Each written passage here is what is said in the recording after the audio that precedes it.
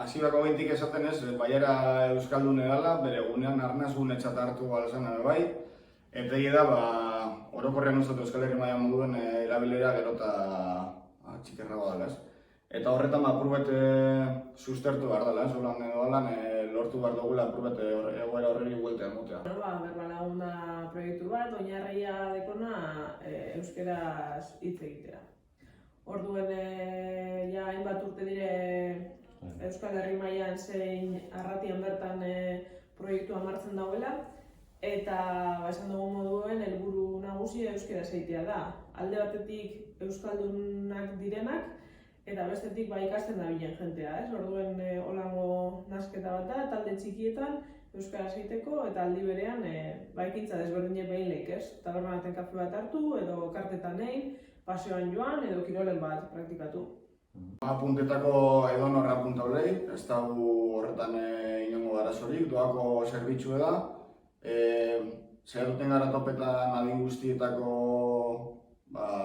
nagusi gazte zein pertsonak, batez behan iztasun egoteko, eta hori, hanek esan duen moduen, talde txikerrako zuten dire, eta izin alda ikaslea, euskera hobetu gure dagoen baten bat, edo euskeraz aukera egiteko estekon persona bat izin aldago bai.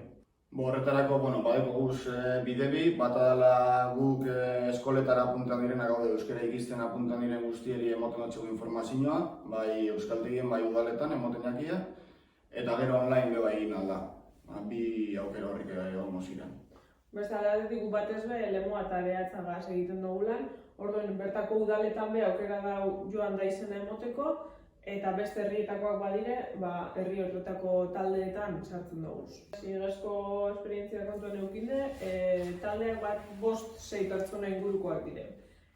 Lautik bera, saiatzen gara ez egiten, inoz baten faietan bada, edo ez gelditzeko apuretan kamot.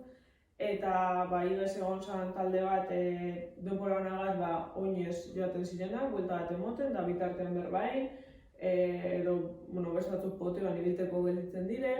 Aurtengo beste erronketako bat esan aldugu dela guraso lagun martzan jartzea. Berba lagunen barruan dagoen beste talde mota bat da, eta horretan elkartzen dire gurasoak eta seme-alabak. Orduen, familien arteko talde bat sortzea, euren artean euskeraz egiteko bai.